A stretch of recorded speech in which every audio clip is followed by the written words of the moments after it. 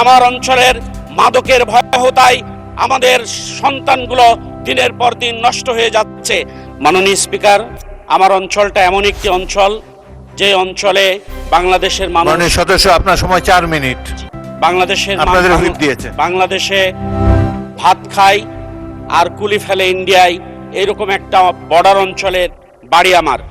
এই অঞ্চলের মানুষ সারাদিন পরিশ্রম করে আর দিন শেষে চার দোকানে এসে টকশো করে নিজেরা নিজেদের মতোই ভালো থাকার জন্য। সেই টকশোর কিছু কথা আজকে এই মহান সংসদে বলতে চাই।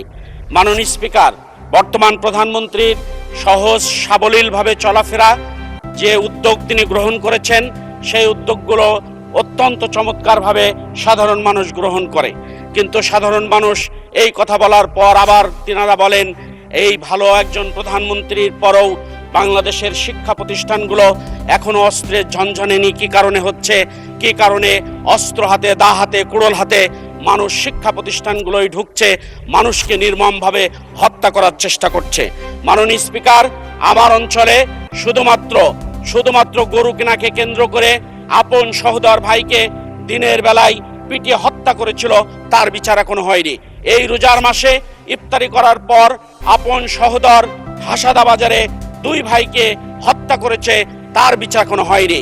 শুধুমাত্র ইটের প্রাচীর দেওয়াকে কেন্দ্র করে একজন আরেকজনকে দিনে দুপুরে হত্যা করে ফেলেছে, সেই বিচারও এখনো হয়নি। ভিজিয়ে চাল নিয়ে গ্যাঞ্জামের পর এক দল আর এক দলের উপরে চড়াও হয়ে তাকে হত্যা করেছে, সে বিচারও এখন হয়নি। বাংলাদেশের নয়, আমার অঞ্চলের মানুষ বলেন বর্তমান স্বরাষ্ট্রমন্ত্রী অত্যন্ত চমৎকার, অত্যন্ত সুন্দর কথা বলেন, দাড়ি কমা সেমিকোলন দিয়ে কথা বলতে পারেন। এত স্মার্ট স্বরাষ্ট্রমন্ত্রী আমরা আর কোনোদিন পাইনি। কিন্তু আইন শৃঙ্খলা পরিস্থিতি তিনি নিয়ন্ত্রণ করতে পারছেন না কি কারণে, এই জাতি সেটা জানতে চাই।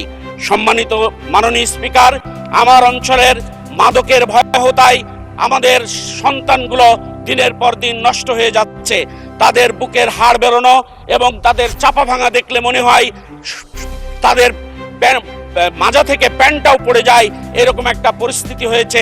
এই অঞ্চলে একটা রিহাব সেন্টার তৈরির মাধ্যমে মাদক দ্রব্য নিয়ন্ত্রণের জন্য আমি আহ্বান করছি। আমার অঞ্চলে 2টি উপজেলায় ডিগ্রি কলেজ 2টি আছে, কিন্তু মাননীয় স্পিকার, স্বাধীনতার 54 বছর পার হলেও আমার সেই 2টো ডিগ্রি কলেজ এখনো জাতীয়তাকরণ করা হয়নি। আমি জাতীয়করণ করার জন্য উদাত্ত আহ্বান রাখছি। আমার অঞ্চলে একটি মাত্র ভারী শিল্প কেরো অ্যান্ড কোম্পানি। বাংলাদেশের সারাটা চিনি কল যেখানে লস দেখায়, কেরো কোম্পানি সেখানে লাভের মুখ দেখিয়েছে। আমি অনুরোধ করব এটাকে বিএমআরই করে 12 মাস কিভাবে চালানো যায় তার উদ্যোগ গ্রহণ করার জন্য আমি বিনীতভাবে অনুরোধ করতে চাই। সম্মানিত মাননীয় স্পিকার, আজকে আমাদের বেশ খুশি লাগে যখন বিরোধী দলের প্রস্তাব সরকারি দল মানে, সরকারি দলের প্রস্তাব বিরোধী দল মানে, তখন আমাদের মনটা বেশ ভরে যায়।